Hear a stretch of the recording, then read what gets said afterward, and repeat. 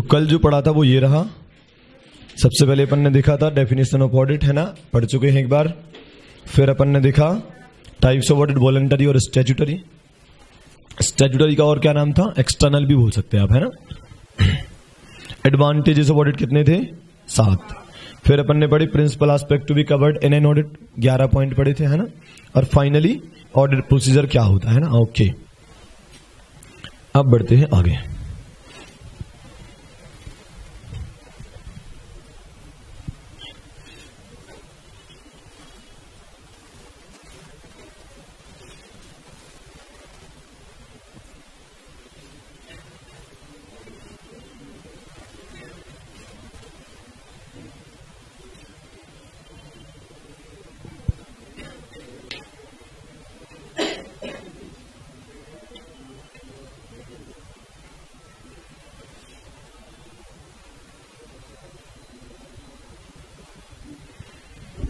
चलो,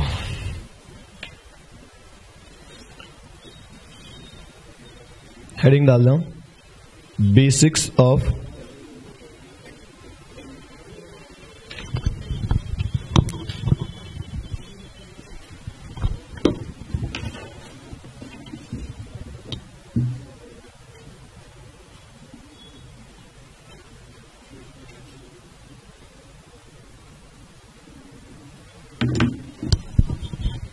standards on auditing. ठीक है, देखो यार, आपको जो मैं नोट्स दूंगा उसका सीक्वेंस वही होगा जो मॉड्यूल में होता है, मतलब उसी सीक्वेंस में पूरे चैप्टर होंगे, सब कुछ होगा। मेरे पढ़ाने का सीक्वेंस अलग होगा। मतलब हो सकता है आज मैं तीसरे चैप्टर का कुछ पढ़ा रहा हूं, कल मैं चौथे चैप्टर का कुछ पढ़ा रहा हूं, है ना। ओवरऑल सब खत्म होगा, पर ठीक है, मेरा पढ़ाने का सीक्वेंस अलग होगा। किताब आपके पास जो मिलेगी वो सीक्वेंस में होगी, है ना। तो जो जो मैं पढ़ाते जाऊंगा आप उससे मैच करते जाना और उतना एक बार टिक करके रीड करते जाना है। ठीक है, basics of standards on auditing, है ना। तो पहले आप बताओ स्टैंडर्ड्स ऑन ऑडिटिंग क्या होते हैं। ऐसे जिसे अपन बोल सकते हैं ना, क्या होते हैं ऐसे। कल मैंने बताया था कि जैसे अकाउंटिंग स्टैंडर्ड होते हैं, अकाउंटिंग स्टैंडर्ड होते हैं, उनके हिसाब से अकाउंटिंग करते हैं, उसमें बताया होता कि किस केस में कैसे अकाउंटिंग करना है। ऐसे ही इसमें क्या होता है, कैसे ऑडिट करना, ये स्टैंडर्ड्स में बताया जाता है। ठीक है, जैसे सपोज ऐसे 299 है ना। तो ये बताया है कि अगर कभी एक से ज्यादा ऑडिटर अपॉइंट होते, मतलब ज्वाइंट ऑडिटर अपॉइंट होते, तो कैसे ऑडिट करना है, कैसे डील करना है इस सिचुएशन को, इस टाइप की बातें यहां बताई गई हैं। कुल मिलाकर क्रक्स ये है बेटा कि कैसे ऑडिट करना है, ये स्टैंडर्ड्स ऑन ऑडिटिंग में बताया जाता है। ठीक बात है, ओके।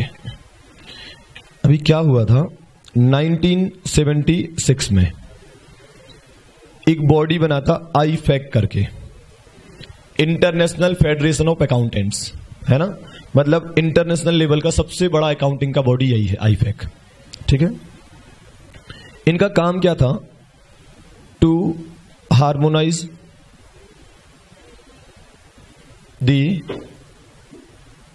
अकाउंटिंग प्रैक्टिसेस, आप साथ साथ लिख सकते हैं, अक्रॉस दी वर्ल्ड, पूरे वर्ल्ड में एक जैसी अकाउंटिंग हो, ऐसा इनका पर्पस है। अच्छा, एक जैसी अकाउंटिंग होने से फायदा क्या होता है, कंपैरिजन इजी हो जाता है ना। हर कोई अलग अलग तरीके से, आप बताओ शेड्यूल 3 भी क्यों बनाया गया, एक फिक्स फॉर्मेट क्यों बनाया गया। नहीं तो आप किन्हीं दो इंडियन कंपनी को कंपेयर तक नहीं कर पाओगे। कंपेयर करना तो सबका फाइनेंशियल स्टेटमेंट एक जैसा होना चाहिए, है ना। तो आईफैक एक बॉडी बनाया जिसका पर्पस क्या था कि पूरे वर्ल्ड में एक जैसा अकाउंटिंग हो, है ना। आईफैक का फुल फॉर्म अपन अलग से लिख लेंगे नीचे, है ना। ओके, अभी ना आईफैक को एक आइडिया आया। वो आइडिया ये था कि जैसे पूरे वर्ल्ड में एक जैसा अकाउंटिंग होता है, क्यों ना पूरे वर्ल्ड में एक जैसा ही ऑडिट हो। तो उसने क्या करा, एक नया बॉडी बना दिया, IAASB। ठीक है, international auditing and assurance standard board. ठीक बात है। और इसको एक नया काम दे दिया, बोले तुम्हें क्या करना है, to harmonize the auditing practices across the globe या वर्ल्ड, ठीक है, पूरे वर्ल्ड में एक जैसा ऑडिटिंग हो, है ना। तो मतलब आईफैक का पर्पस क्या था? मेन पर्पस था अकाउंटिंग को एक जैसा करना। अभी उसके मन में आया क्यों ना ऑडिटिंग भी सब जगह एक जैसा किया जाए, पूरे वर्ल्ड में एक जैसा ऑडिट हो। तो एक अलग से बॉडी बना दिया जिसका नाम क्या है? IAASB। ठीक बात है। अब जब ये सब हुआ तो ICAI ने पता है क्या करा? ICAI ने सोचा, सिंस ICAI ना आईफैक का फाउंडर मेंबर है, मतलब आईफैक में ICAI का बड़ा योगदान है, एक बड़ा मेंबर है ICAI इसका। तो ICAI ने बोला कि यार क्यों ना हम ऐसे ही कुछ करें, हम भी अपने ऊपर वालों को फॉलो करें, है ना। तो ICAI ने बताया क्या करा।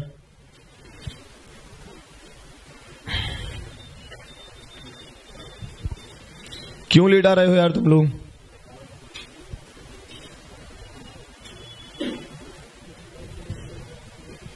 अच्छा बताओ, इंडिया में ICAI अकाउंटिंग का हेड माना जाता है एक तरीके से। मतलब जैसे अगर किसी को अकाउंटिंग पूछना है तो वो समझेंगे कि आपको अकाउंटिंग सबसे, अपन को आता है, आपको मतलब अपन को, है ना, अपन को अकाउंटिंग का हेड माना जाता है। वो जितना बनता है वो अलग बात है, लेकिन अपन को दुनिया तो यही जानती है कि अपन अकाउंटिंग के सर्वश्रेष्ठ है, मतलब बेस्ट है अकाउंटिंग में, है ना। बाकी ढंग से कभी अकाउंटेंट के साथ बैठो तो तुम्हें समझ में आएगा कि क्या आता है अपन को। तो अपन एक सिंपल शब्द में बोल सकते हैं अपन हेड ऑफ अकाउंटिंग है इंडिया लेवल पे। तो अकाउंटिंग का नाम आता है और ICAI आता है अंदर से, है ना। जैसे पूरे भारत में जब भी अकाउंटिंग आएगा ना तो बोले ICAI, अकाउंटिंग मतलब ICAI सबसे बड़ा बॉडी है इसमें, है ना। तो ICAI के मन में पता है ख्याल क्या आया? बोले यार देखो, अपन से जो बड़े लोग हैं उनको कितनी चिंता है दुनिया की, उन्होंने IASB बना दिया कि यार सब जगह अकाउंटिंग ऑडिटिंग एक जैसी हो। तो ICAI ने भी कुछ बनाया, उसने बना दिया AASB। आई हटा दिया, इंटरनेशनल हटा दिया, और एक बॉडी इंडिया में एग्जिस्ट करती है AASB। फुल फॉर्म क्या है भाई? ऑडिटिंग एंड एश्योरेंस, जो सब्जेक्ट का नाम है, और स्टैंडर्ड बोर्ड। स्टैंडर्ड बोर्ड मतलब जो स्टैंडर्ड का बोर्ड होगा, स्टैंडर्ड बनाएगा, स्टैंडर्ड बोर्ड कहलाने लगेगा, है ना। और इंटरनेशनल लेवल पे नाम क्या है? International auditing and assurance standard board. समझ पा रहे हो? तो अब इससे क्या हो गया? ICAI ने बोला कि अब AASB क्या करेगा? To formulate the engagement standards। Simple शब्दों में बेटा ऐसा मान लो कि जैसा आईफैक वर्ल्ड लेवल पे अकाउंटिंग का हेड है, ICAI इंडिया लेवल पे अकाउंटिंग का हेड है, वर्ल्ड लेवल पे IASB ऑडिटिंग के मामले में हेड है, तो इंडिया लेवल पे AASB ऑडिटिंग का मेन काम देख रही है। ठीक बात है। अगर मैं सिंपल आपसे पूछूं कि AASB क्या है, तो आपका जवाब पता है क्या होना चाहिए? ICAI टॉप बॉडी है, उसके अंडर में काम करने वाली एक बॉडी है AASB, auditing and assurance standard board. काम क्या है AASB का? To formulate the engagement standard and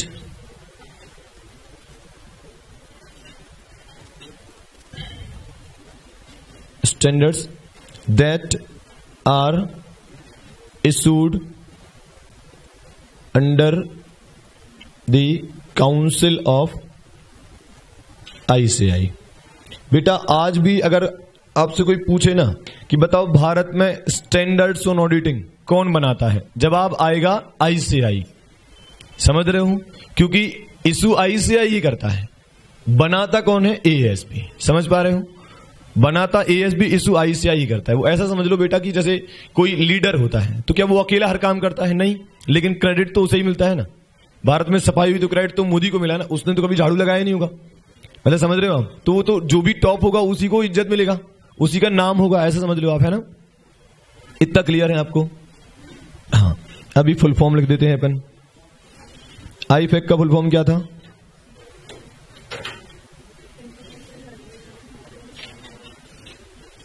international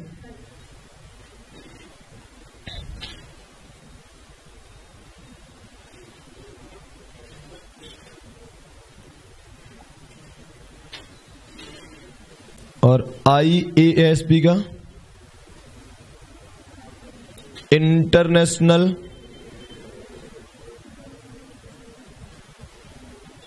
auditing and assurance standard board. तो आज से दिमाग में बिठा लो बेटा, क्या दिमाग में बिठा लो? In India AASB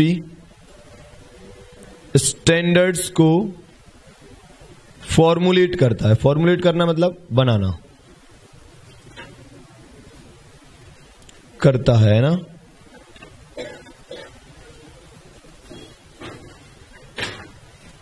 but issue ICAI ही करता है या करती है ना? ICAI लो,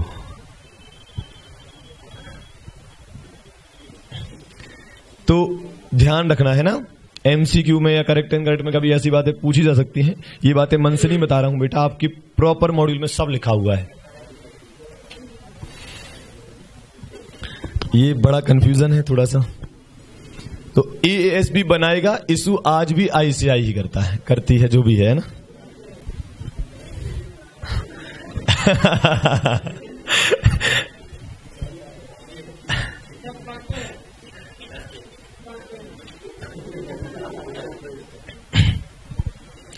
हो गया? इतना समझ में आया? तो इंटरनेशनल लेवल पे अकाउंटिंग का हेड कौन है? सबसे बड़ा बॉडी कौन है? IFAC। इंडिया लेवल पे ICAI। पर इंटरनेशनल लेवल पे ऑडिटिंग में टॉप कौन कहलाया? IASB। और इंडिया लेवल पे AASB, है ना। ओके, बढ़े आगे। Okay,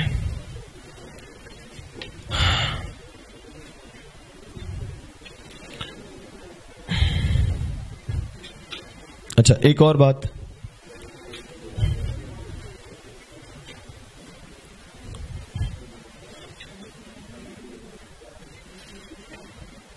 all type of standards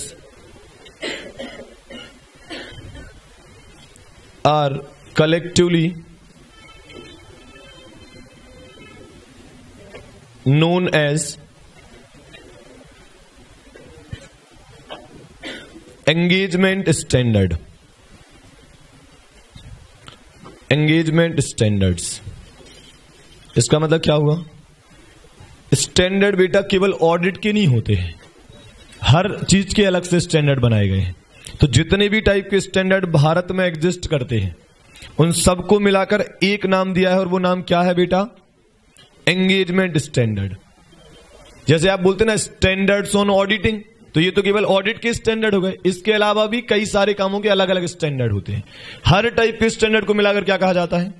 engagement standard. Exam में क्वेश्चन आया भी है, standards are collectively known as engagement standard comment, है ना। तो सारे स्टैंडर्ड को मिलाकर क्या नाम दिया गया है? Engagement standard. क्यों एंगेजमेंट स्टैंडर्ड नाम दिया गया?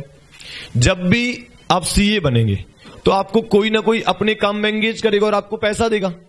तो जब भी आप किसी काम में एंगेज होते हो, जब भी आप किसी काम में एंगेज, आप CA हो, CA बने, आप पैसा कमाना है, तो आप कहीं ना कुछ काम में तो एंगेज होगे ना। जैसे आप एंगेज हो गए तो सामने वाला आपको पैसा देगा और आप उसको सर्विस दोगे।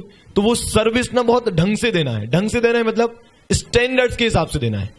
स्टैंडर्ड्स कहां से आएंगे? ICAI ने बना के रखे। ICAI ने बोला कि ये स्टैंडर्ड है, ये वाली सर्विस दो तो ये वाली स्टैंडर्ड लगाना, ये वाली सर्विस दो तो ये वाली स्टैंडर्ड लगाना, ये वाली सर्विस दो तो ये वाली स्टैंडर्ड लगाना। समझ रहे हो? तो स्टैंडर्ड बहुत सारे टाइप के होते हैं, सबको मिलाकर एक नाम दिया है एंगेजमेंट स्टैंडर्ड। क्योंकि इन एनी केस एंगेज तो हो गई ना, चाहे ऑडिट करने के लिए जाओ, चाहे आप अकाउंटिंग करने के लिए क्यों ना जाओ, फिर कुछ ना कुछ सर्विस तो दे ही रहे हो ना। तो ICAI को बड़ा चिंता है अपनी डिग्निटी का कि यार ICAI एकदम जो भी CA सर्विस दे वो बहुत अच्छी रहे, है ना, ऐसा। तो क्या करा उन्होंने? देखो उन्होंने क्या करा,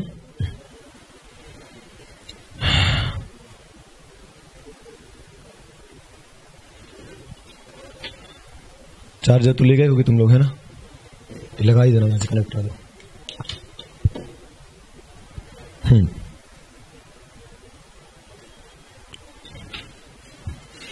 जब भी आप CA बनते हो बेटा तो आप 2 टाइप की सर्विस दे सकते हो। कितने टाइप की? 2 टाइप की। या तो आश्वासन देने वाली सर्विसेज, मतलब एश्योरेंस सर्विसेज, ठीक है। दूसरा अदर रिलेटेड सर्विसेज। आप जब सीए बनते हो तो उसके बाद आप जो भी काम करते हो उसे दो पार्ट्स में बांटा गया है। या तो आप आश्वासन देने का काम करोगे, एश्योरेंस देने का काम करोगे, या फिर कोई और काम करोगे, है ना। दो ही काम करोगे। या तो आश्वासन देना है, आश्वासन देना मतलब हम आश्वासन देते कि आपके फाइनेंशियल स्टेटमेंट में कोई गलती नहीं है, इस टाइप की बात है ना। अब एश्योरेंस सर्विस भी दो टाइप की होंगी।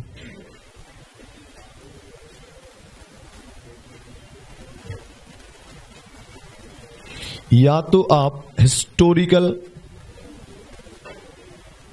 फाइनेंशियल इंफॉर्मेशन पर एश्योरेंस देंगे, हाँ, या फिर other than historical financial information पर सर्विस देंगे।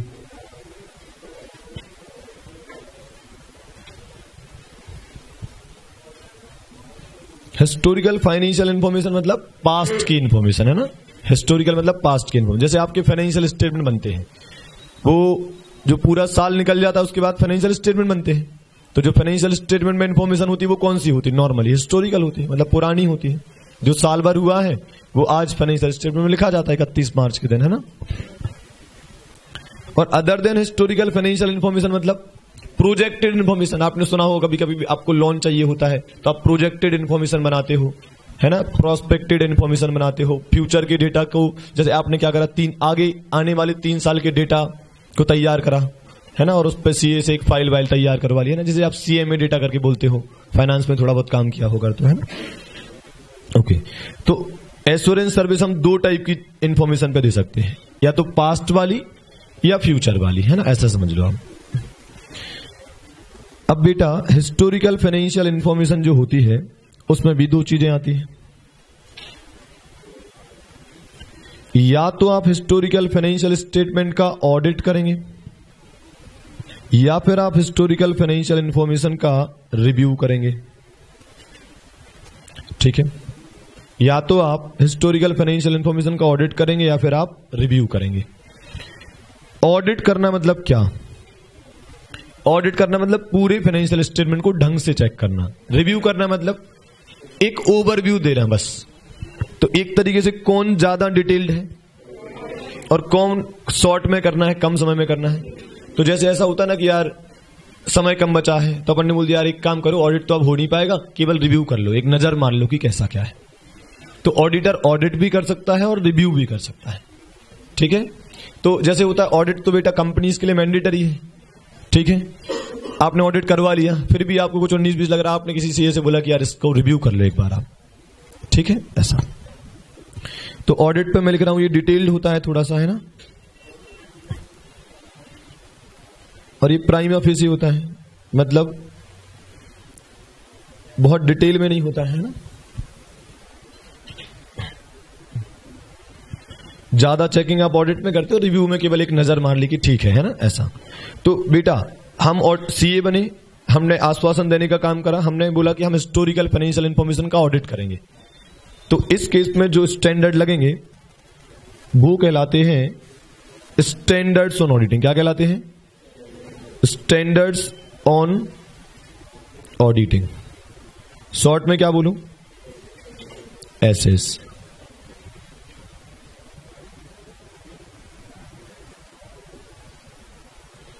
Covered in our syllabus. हमारे सिलेबस में बेटा केवल यही है। मतलब कई तो ऐसे ऑडिट पढ़े हुए बच्चे हैं जिनको केवल ये पता होगा कि बस एसेज ही होते हैं, जबकि बेटा हकीकत ये नहीं है।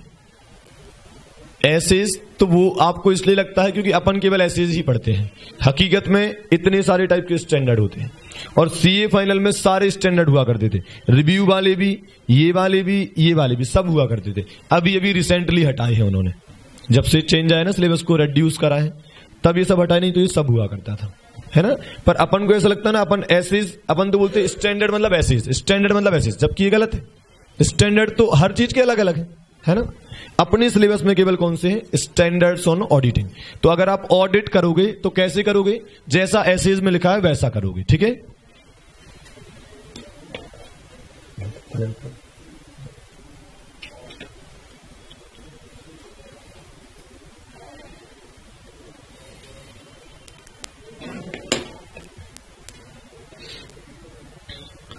आप रिव्यू करते हो बेटा, अगर आप रिव्यू करते हैं, हाँ कोई बात नहीं, standards on review engagement, standard on review engagement, क्या कहेंगे इसे हम?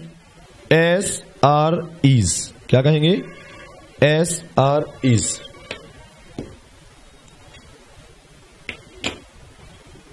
सबसे ठीक हो गया। आप कहां तक पहुंच गया लिखने में? ये हो गया जितना लिखा है? ठीक है, ऊपर आ जाओ, फिर से देख लो। जब आप सीए बनते हो तो आप दो टाइप की सर्विस देते हो, या तो आश्वासन देने वाली सर्विस या उसके अलावा कोई और। आश्वासन देने की बात आएगी दो केस में, या तो पास्ट की जानकारी पर या फ्यूचर की जानकारी पर। पास्ट की जानकारी में दो चीजें हो सकती हैं, या तो आप उसका पूरा पूरा ऑडिट करोगे या केवल रिव्यू करोगे। ऑडिट करोगे तो एसेस लगेंगे, केवल रिव्यू करोगे तो SREs लगेंगे, स्टैंडर्ड्स ऑन रिव्यू एंगेजमेंट। मतलब अगर आप किसी, देखो ICI क्या कह रहा है? ICI कह रहा है सुनो सुनो सीए लोग, जितने भी लोग सीए बन गए हैं, अगर किसी का रिव्यू भी करो ना तो मन से बत्ती मत देना, जैसा रिव्यू SREs में लिखा है वैसा करना आप, ठीक है? क्या है हर चीज के लिए उन्होंने क्या करा है? स्टैंडर्ड्स को बना दिया है, ठीक है? अब बात करते other than historical financial information की। ऐसे केस में जो स्टैंडर्ड लगेंगे उन्हें कहा जाता है SAEs, मतलब standards on assurance engagement.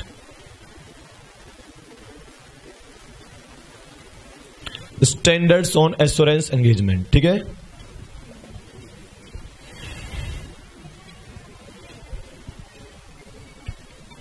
SAEs। इसके अलावा क्या बचा बेटा? इसके अलावा कोई और ही काम कर रहे हो आप, जैसे कि आप उठाकर किसी की अकाउंटिंग ही करने लगे, समझ रहे हो?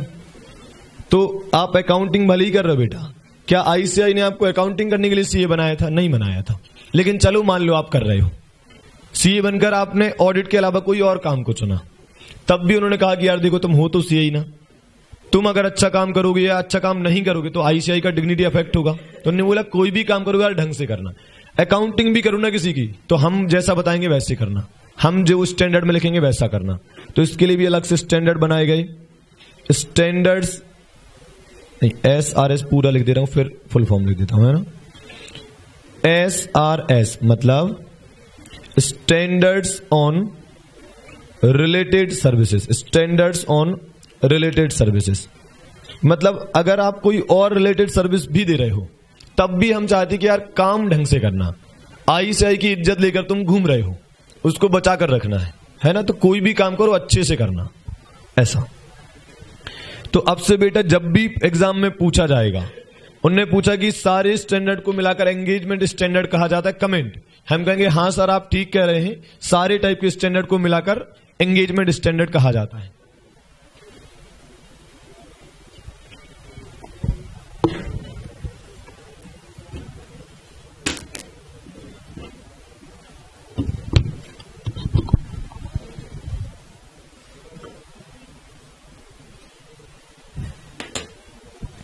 अब सारे टाइप के स्टैंडर्ड मतलब आप अगर कंक्लूड करो बेटा तो कितने टाइप के स्टैंडर्ड हैं? 4 टाइप के। कंक्लूड करो तो 4 टाइप के स्टैंडर्ड हैं, और वो कौन कौन से हैं? अगर मैं शॉर्ट में लिखूं तो एसेज हैं, SREs हैं, SAEs हैं और SRS। फुल फॉर्म बोल के देखते हैं। Standards on auditing, standards on review engagement, standard on assurance engagement और स्टैंडर्ड्स ऑन रिलेटेड सर्विस, है ना? तो एग्जाम में ऐसा डायग्राम तो बनाना नहीं है। एग्जाम में क्या लिखेंगे? हाँ आप ठीक कह रहे हैं, ये 4 टाइप के स्टैंडर्ड होते हैं और इन चारों को मिलाकर एंगेजमेंट स्टैंडर्ड कहा जाता है। और समझा देंगे, बोले एसेज क्या है? जब आप हिस्टोरिकल फाइनेंशियल इंफॉर्मेशन का ऑडिट करते हो तो एसेज लगते हैं। जब आप हिस्टोरिकल फाइनेंशियल इंफॉर्मेशन का केवल रिव्यू करते हो तो SREs लगते हैं। जब आप other than historical financial information पर अपना एश्योरेंस देते हो तो SAEs लगते हैं। और जब आप अदर रिलेटेड सर्विस देते हो तो SRS लगते हैं। इतना लिखना है, आपकी PM में इतना ही लिखा होगा बस, ठीक बात है? बोल पाओगे? कितने टाइप के स्टैंडर्ड हैं? 4। कौन कौन से? एसेज, SREs, SAEs और SRS। फिर से बोलो, SAEs, SREs, SAEs और SRS। SAEs कब लगेंगी? जब आप हिस्टोरिकल फाइनेंशियल इंफॉर्मेशन का ऑडिट करोगे। SREs कब लगेंगे? जब हिस्टोरिकल फाइनेंशियल इंफॉर्मेशन का केवल रिव्यू करोगे। SAEs कब लगेंगे? जब अदर देन हिस्टोरिकल इंफॉर्मेशन को पर अपना एश्योरेंस दोगे। और SRS कब लगेंगे? जब आप अदर रिलेटेड सर्विस दोगे। डन? ओके, अगला क्वेश्चन, ऑब्जेक्टिव्स ऑफ AASB। अभी बताया था ASB का फुल फॉर्म, एग्जाम में क्वेश्चन आया हुआ है। PM प्रैक्टिस मैनुअल में आपको क्वेश्चन मिल जाएगा, इंटर वालों को भी और IPCC वालों को भी। AASB का फुल फॉर्म पता है आपको? क्या होता है? Auditing and assurance standard board. Okay, तो उसके ऑब्जेक्टिव क्या है? अब since upon standards on auditing पढ़ने वाले हैं और उसकी टॉप बॉडी AASB है, तो उसको मेन ऑब्जेक्टिव क्या है ये जानना जरूरी है ना? सुनो भाई, ऑब्जेक्टिव क्या है? पहला ऑब्जेक्टिव है to formulate the engagement standards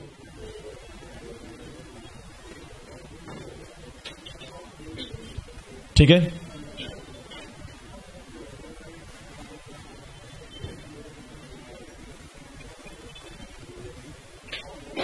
comma issued under the council of ICI। ये लाइन में हर बार लिखूंगा क्योंकि बनाओगे भले ही तुम, अल्टीमेटली हर बार इशू कौन करेगा? ICI, है ना? दूसरा, to formulate the statements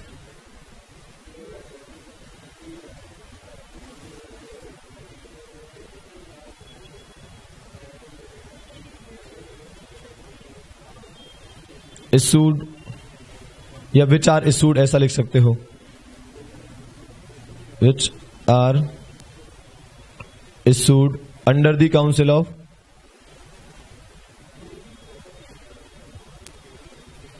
ICI to formulate the guidance note. सुना है?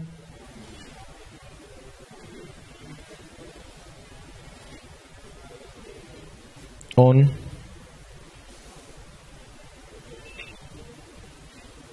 स्टैंडर्ड्स कभी इशू करे जाते हैं ना, which are again issued under the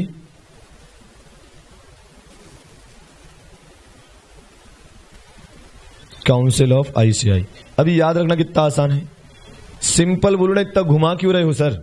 simple ऐसा बोलो ना कि सारे स्टैंडर्ड ASB बनाता है, स्टेटमेंट सारे ASB बनाता है और गाइडेंस नोट ASB बनाता है, ये सब इशू करता है ICI। सर ये स्टेटमेंट और गाइडेंस नोट क्या है? देखो, जैसे आपने कोई स्टैंडर्ड बना दिया, अब मान लो कुछ मिसअंडरस्टैंडिंग हो रही है या कुछ रह गया है, तो अलग से स्टेटमेंट इशू कर दिया कि ये ऐसा ऐसा और करना है। और गाइडेंस नोट क्या है?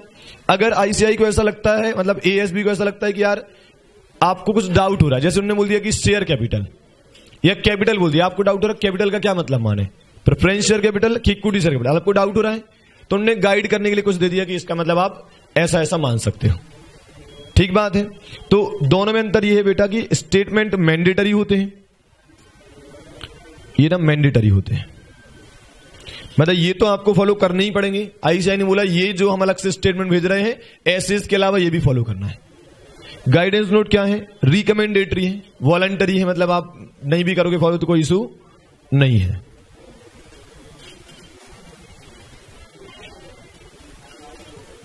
ठीक है,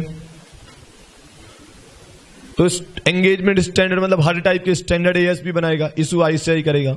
स्टेटमेंट भी ASB बनाएगा, इशू ICI करेगा। गाइडेंस नोट भी ASB बनाएगा, इशू ICI करेगा। इसके अलावा to formulate the general clarifications, ठीक है,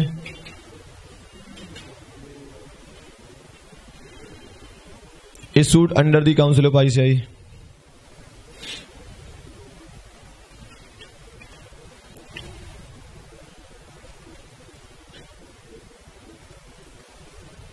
ठीक है, तो चौथा शब्द कौन सा आ गया? एग्जाम पर्पज से केवल 4 शब्द याद करने, कौन कौन से?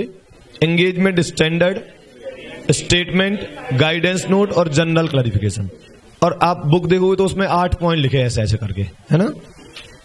ग्रामर, लैंग्वेज सबकी थोड़ी थोड़ी अलग होगी, पर यही होगी थीम, है ना। वो तो बेटा आप खुद ही जितनी बार लिखोगे ना इंग्लिश चेंज हो जाएगी, लैंग्वेज है वो तो चेंज होगी, है ना। कीवर्ड्स और जो मेन थीम है वो यही रहेगा। 5वीं बात, to review the existing standards and to ensure that they are relevant as per current conditions या requirements अपन बोल सकते हैं। इसका मतलब बताओगे क्या हुआ? इसका मतलब हुआ बेटा आपने स्टैंडर्ड बना तो दिया। अब मान लो आज से 20 साल पहले बनाया था, अब समय बदल गया, आपको लग रहा है कि यार इसमें कुछ चेंज होना चाहिए। जैसे बेटा आपको बताओगे 299 में चेंज आया था, 570 में चेंज आया था, 260 में चेंज आया था, 700 में नहीं आया, 701 नया स्टैंडर्ड आया था, हाँ 700 में भी आया था, रिपोर्ट का फॉर्मेट बदल गया था। तो समय के साथ साथ अगर आपको लगता है तो आप ऐसा करना कि एएसबी क्या करेगा, सारे स्टैंडर्ड को ऐसे वॉच करता रहेगा। कहीं ऐसा तो नहीं कि कोई स्टैंडर्ड जब बनाया गया था तब तो ठीक था, पर आज के समय के हिसाब से रेलिवेंट नहीं लग रहा है, उसकी रेलिवेंसी कम हो गई है, तो उसको रिव्यू करो और थोड़ा सा चेंज करो as per the requirement. Check करो चेंज कंडीशन के हिसाब से वो रेलिवेंट है या नहीं है। ठीक बात है। यही सिमिलर बात अप्लाई होती है इन 2 चीजों में, to review statement and guidance note. एक साथ लिख रहा हूं, guidance notes, and to check whether they are relevant and adequate as per the change conditions. ठीक है, समय बदल गया, कंडीशन बदल गई, सर्कमस्टेंसेस बदल गई, क्या ये अभी भी सही है? तो याद रखने में कोई दिक्कत नहीं है। जो चीजें आपने पहले बनाई थी उन्हीं को आप क्या कर रहे हो, रिव्यू कर रहे हो, है ना।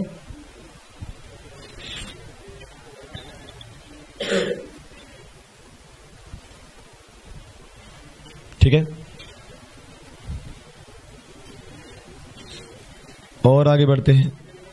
टू आइडेंटिफाई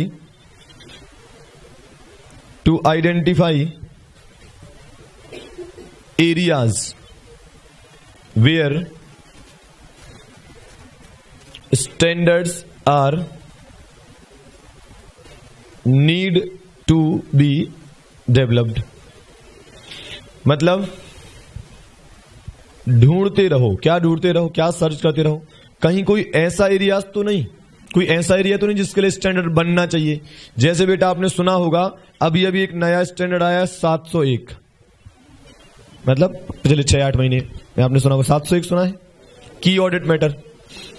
तो वो नया स्टैंडर्ड आया तो कहीं ना कहीं आईसीआई को, एएसबी को नीड फील हुई होगी ना। तो नीड फील कब होगी? एएसबी का काम क्या है, आप वॉच करते रहो पूरे भारत में ऑडिटिंग प्रैक्टिसेस को, और आपको लग रहा है अरे यार ये वाले एरिया के लिए तो कोई स्टैंडर्ड बनाया ही नहीं है, तो बना दो। तो इसलिए तो नए स्टैंडर्ड आते हैं बेटा, है ना। आपने देखा होगा ना कि स्टैंडर्ड की सीरीज कुछ इस तरह से होती है, बोले 200 की सीरीज, 300 की सीरीज, 400 की सीरीज ऐसा होता है ना, ये सीरीज फिर 200 में 200, 210, 220, ये बीच बीच में खाली है। ये बीच में खाली इसलिए कि जब भी हमें जरूरत लगी कि हम बीच में उससे रिलेटेड मैटर डाल देंगे, है ना। तो ऐसे स्टैंडर्ड बढ़ते चले जाते हैं, ठीक है।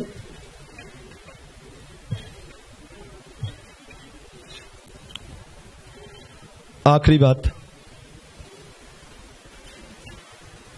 To formulate and issue practice manual, practice guides and study papers etcetera. ध्यान देना, यहां पर मैंने कुछ स्पेशल शब्द यूज करा है, फॉर्मुलेट एंड इशू। बाकी सब में क्या है, फॉर्मुलेट तो आप करोगे पर इशू ICI ही करेगा। और आखिरी पॉइंट में क्या है, आप ही बनाओगे, आप ही इशू करोगे। क्यों सर, आपने देखा होगा ना CA के ऑफिस में आप जाते होगे, उसकी जो कवर्ड होती है पूरी बुक से भरी हुई होती है, दुनिया भर की किताबें रखी रहती हैं, वो सब किताबें यही बनाते हैं और यही इशू करते हैं। ऐसा क्यों सर, ये इशू भी क्यों करते हैं, क्योंकि ये मैंडेटरी थोड़ी है बेटा, ठीक है। जिसको जरूरत है तो ले लो, जैसे GST आया तो उसके ऊपर उन्होंने एक हेल्पिंग गाइड टाइप का बना दिया कि ठीक है आपको जब भी डाउट हो तो ये बुक रेफर कर लेना, मोटी सी बुक है, उसमें लिखा हुआ है कि इस कंडीशन को कैसे हैंडल करना है, इसको कैसे हैंडल करना, वो सिचुएशन पूरी बताई हुई है। आपको लेना तो लो, नहीं लेना तो नहीं लो। ऑथर भी अलग अलग हो सकते हैं कई बार तो, है ना। तो ये कुछ अलग study paper, practice manual, guide वगैरह हो सकते हैं ना। ये वो प्रैक्टिस मैनुअल नहीं है जो आपके होते हैं, है ना। ये वो प्रैक्टिस करता ना, ये वो वाले प्रैक्टिस मैनुअल, ठीक है। ओके, खत्म, है ना। तो कैसे याद रखेंगे, स्टैंडर्ड आप बनाते हो, स्टेटमेंट आप बनाते हो, गाइडेंस नोट आप बनाते हो, जनरल क्लैरिफिकेशन आप इशू करते हो, स्टैंडर्ड को रिव्यू आप करते हो, स्टेटमेंट गाइडेंस नोट को रिव्यू आप करते हो, वो एरियाज को ढूंढते हो जहां स्टैंडर्ड बनाने की जरूरत है, और कुछ practice manual, practice guide, study paper वगैरह वगैरह जो है वो आप ही बनाकर आप इशू कर देते हो उन सब CA लोगों के लिए जो भारत में प्रैक्टिस कर रहे हैं कि ठीक है यार सपोर्ट के लिए हम ये और कर देंगे, ठीक है। ओके, आजकल तो आपने सुना होगा या देखा होगा ICI समरी नोट्स भी बनाने लगी है। देखिए आपने ICI की साइट, मतलब वो 4-4, 3-3 पेज में पूरा चैप्टर दे रखा है उन्होंने, बढ़िया कलर्ड, एकदम सिस्टमैटिक। हालांकि उससे कुछ हो नहीं सकता, लेकिन ठीक है बनाया तो है, ठीक है। क्लियर है, कुछ समझ में आया स्टैंडर्ड्स ऑन ऑडिटिंग। तो अपन ने क्या क्या बातें करी आज, IFAC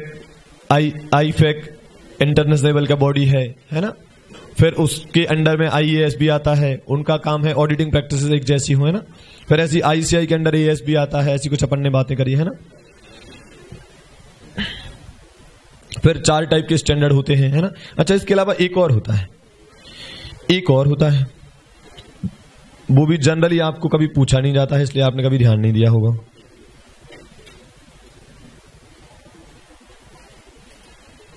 इसका नाम है standard on quality control, standards on quality control.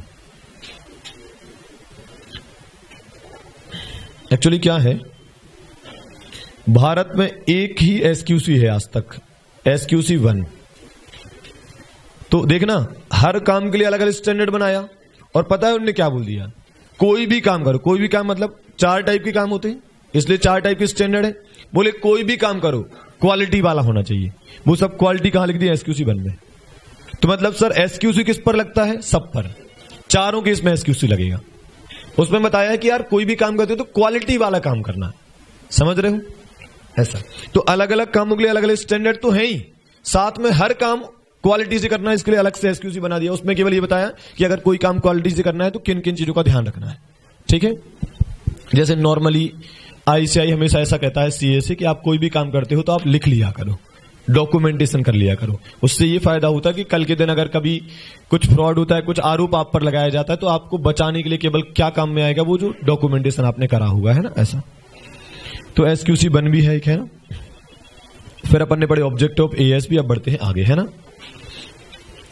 अब हम डायरेक्टली एक स्टैंडर्ड स्टार्ट करने वाले हैं जिसका नाम है SA 500, है ना, और नाम है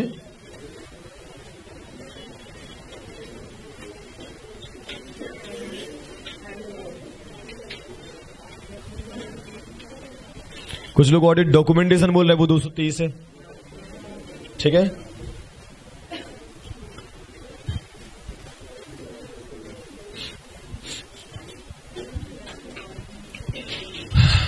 चले, सांस लो भाई, सांस लेना है सारे बच्चों को।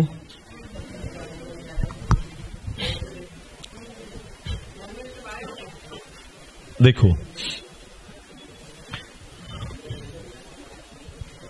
चले, करें start. Meaning of audit evidence.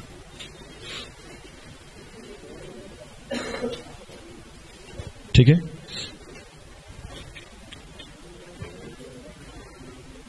जैसे ही मैं आपको नोट्स दे दूंगा तो थोड़ा सा इसको समराइज करके लिखने लगूंगा, है ना। अभी मतलब मैं पूरा ही पूरा लिख देता हूं, जैसे ही नोट्स मिलेंगे तो थोड़ा समराइज कर दूंगा, क्योंकि टाइम बहुत ज्यादा कंज्यूम होता है ना। तो अपन मान के चलो कि 60% मैं लिखूंगा पूरा, बस मैं समरी फॉर्म में लिखूंगा, है ना, और पूरा आपके पास लिखा ही हुआ होगा ऐसा। मतलब ग्रामर को इग्नोर करूंगा, बाकी सब लिखूंगा। सो मीनिंग ऑफ ऑडिट एविडेंस क्या होता है भाई, है ना।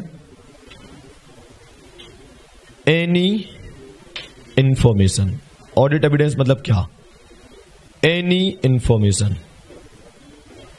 Used by the auditor. क्या मतलब हुआ, कोई भी जानकारी जो ऑडिटर यूज करेगा वो क्या है, ऑडिट एविडेंस, है ना। So any information used by auditor. किसी को आगे की डेफिनेशन याद है, बोलो, जिसको याद है हाथ उठाओ। प्रशांत के अलावा कोई और कोई पता है बेटा, ये स्टैंडर्ड से कई बार ऐसा हुआ है जब ऑडिट एविडेंस की डेफिनेशन आपको लिखनी पड़ी। मतलब 90% क्वेश्चन ऐसे हैं जब वो पूछेगा भी नहीं तब भी आपको डेफिनेशन लिखनी पड़ जाएगी, समझ रहे हो। तो डेफिनेशंस काम की हैं, जो होंगी काम की मैं वही लिखवाऊंगा, फालतू वैसे भी नहीं लिखवाऊंगा। ठीक है, तो बताओ जिनको याद है क्या लिखूं मैं आगे। इन अराइविंग एट दी कंक्लूजन्स। तो जो लोग अभी लिख नहीं रहे हैं ना बेटा, या सोच रहे हम तो घर पे जाके पढ़ लेंगे, बेटा आप बहुत बड़ी गलती कर रहे हो। कभी ऐसी गलती मत करना। आपके 40-42 पर रुकने का कारण ही कि आपको आता है लेकिन आपने लिख कर नहीं देखा कभी, तो लैंग्वेज नहीं है आपके पास। On which auditor's opinion is based. तो बेटा मैंने आपको कल कुछ सिखाया था, मैं आज रिकॉल करा रहा हूं आपको। मैंने आपको कल सिखाया था कि एक ऑडिटर क्या करता है, ऑडिट करता है। ऑडिट करना मतलब ऑडिट प्रोसीजर लगाना। ऑडिट प्रोसीजर क्यों लगाते, ताकि ऑडिट एविडेंस मिल सके। ऑडिट एविडेंस मिल सके। ऑडिट एविडेंस क्यों चाहिए, ताकि कंक्लूजन निकाल सके। कंक्लूजन क्यों निकालना है, ताकि ओपिनियन बनाकर रिपोर्ट में लिख सके, ताकि ओपिनियन दे सके कहां पर, ऑडिट रिपोर्ट में। डेफिनेशन में यही तो